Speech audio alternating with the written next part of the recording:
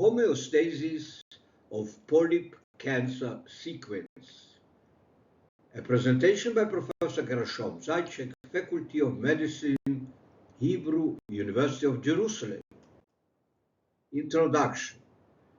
The two-compartment cell renewal model describes the kinetics of gastrointestinal epithelia. So here you have the GI tract, and all the epithelia of this tract follow this model.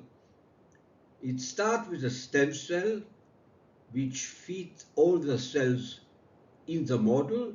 Then the stem cell differentiate into progenitor. Finally, they become end cells and die. So this is a two-compartment model.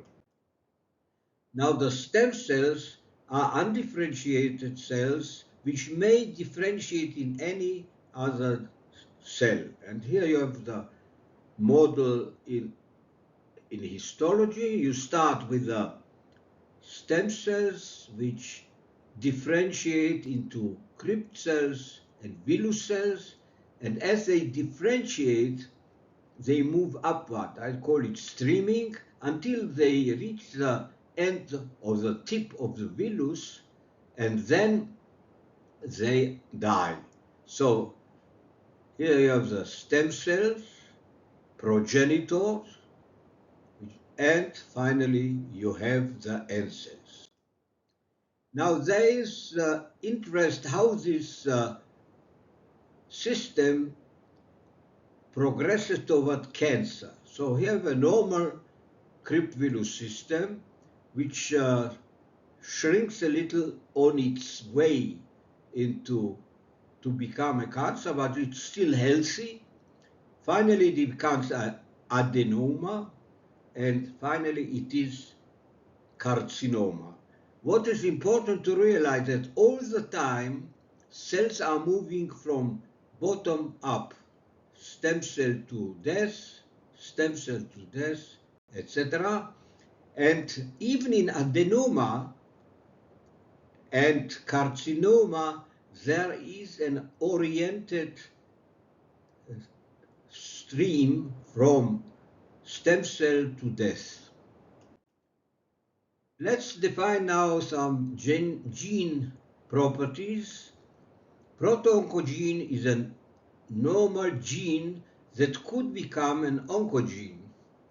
Oncogene is a gene that has a potential to cause cancer, and activated oncogene is the cell in a cancer, which is already a cancer. So let's look now what happens in this polyp cancer sequence from the point of view of genetics. So we remember that these genes are what this protogene, etc., is everything happens in the stem cell. So here you have a proto-oncogene stem cell which feeds a normal villus, and even this one, which is already a shrinking villus, is a healthy villus, and therefore this proto-oncogene feeds healthy cells. But the oncogene is manifested already in the adenoma, and activated oncogene is in the carcinoma state. In a previous presentation, I introduced the homeostasis system, and we have to differentiate or distinguish between the homeostasis of processes and the homeostasis of the body. So generally, I am dealing with homeostasis of the body and see how this homeostasis responds to input and output, and all these findings I summarized in this table, which is an analog of the milieu interieur which I described before. So homeostasis is a self-regulating complex system by which organism maintains stability and maximal optimality. In a previous presentation, I described these homeostasis states. Here you have the link, and I raised an important question. Here you have the two states in this homeostasis. One is the state proto-oncogene state, and the other one is the oncogene state. What does it mean, state? That all these processes interact with this proto-oncogene or oncogene, but the most pronounced change is in the oncogene and proto-oncogene, and therefore we are talking about the state 1, which is the state of the proto-oncogene, and it evolves into state 2, which is the oncogene state. Now we ask, is it possible that state 2 becomes state 1? Which means an oncogene state becomes a proto-oncogene state. But we know already, and I discussed it previously, it is impossible. Never, there is no change from oncogene to proto-oncogene. And therefore, we ask, what can we do to reach this kind of compromise? So here you have it.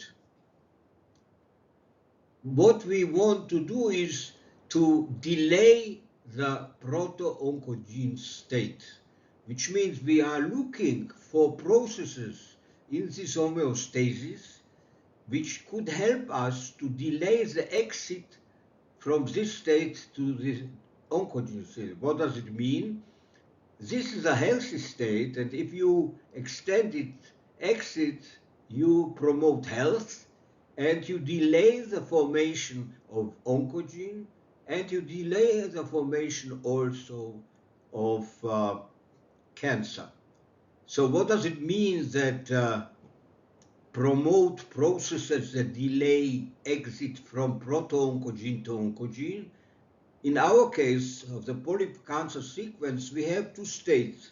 We have this proto-oncogene state, which already is a shorter Kripps-Willus, but it is still healthy.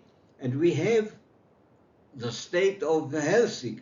So to promote proto-oncogene in our case is we attempt to promote the proto-oncogene of this type to the proto-oncogene of this type. What does it mean? That we make the Kripps-Willus healthier. This is a clinical interpretation to promote the exit. I shall discuss it in future presentation, but this is a very important state which we are interested in. So, conclusion. Promote healthy states, promote oncogene. More to come. Enjoy.